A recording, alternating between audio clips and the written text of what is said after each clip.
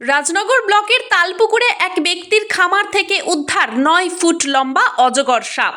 রাজনগর ব্লকের গাংমুড়ি জয়পুর গ্রাম পঞ্চায়েতের অন্তর্গত তালপুকুর গ্রামে 29শে জুলাই একটি বাড়ি সংলগ্ন খামারে প্রায় 9 ফুট লম্বা অজগর দেখতে পাওয়া যায়। স্বভাবতই কিছুটা চাঞ্চল্যের সৃষ্টি হয় ঘটনার জেরে। বাসিন্দাদের তরফে খবর দেওয়া হয় রাজনগর বন বিভাগের কর্মীদের। বনকর্মীরা দ্রুত সেখানে পৌঁছে অজগরটি উদ্ধার করেন।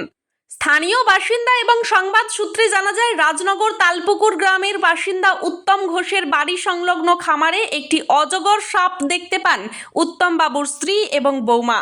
মুখে মুখে খবর ছড়িয়ে পড়তেই অজগর সাপটিকে দেখার জন্য সেখানে ছুটে যান অনেকেই। খবর দেয়া হয় রাজনগর বন বিভাগের বনকর্মীদের।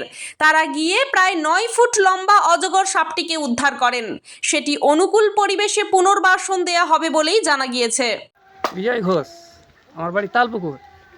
আমি এলাম, আমি লোকের মুখে শুনলাম যে একটা অজগর সাপ আমাদের গ্রামে এসছে। তো রুঁদের মধ্যে নেট ছিল, সে নেটে ফেসে গিয়েছে। তো সাপটা কোনো মতেই বেরোতে পারছে না। তো এবারে ওকে সাপটাকে বাঁচাইতে হবে। তো আমি ঘর গেলাম, আমার সেই হেসো আছে, হেসোটা করে আস্তে আস্তে কেটে নেটটাকে কেটে কেটে ওকে বাই করলাম, বাই করে ধরে রাস্তার দিকে নিয়ে আনলাম। সব গ্রামের লোক দেখলো, দেখার পর বললে বনে ছেড়ে দেবো। তো বনে ছাড়তে দিয়ে আবার সাংবাদিক দিকে ফোন করছে বন দপ্তরকে। এবার বন দপ্তর আবার নিয়ে চলে গেল। আমার নাম বিজয় ঘোষ, বাড়ি তালপুকুর, পোস্ট জয়পুর, রাজনগর থানা।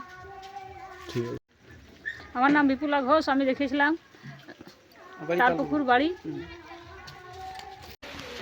আমি খামার গেছিলাম খেড় আনছি গরুর লেগে।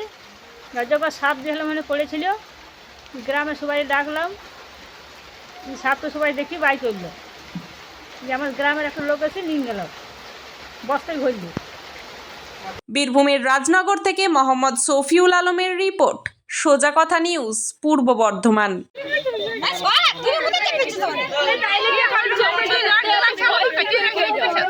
কই দেখাইছে কই হালকা দেখাচ্ছে, ঘাসা হালকা দেখাচ্ছে।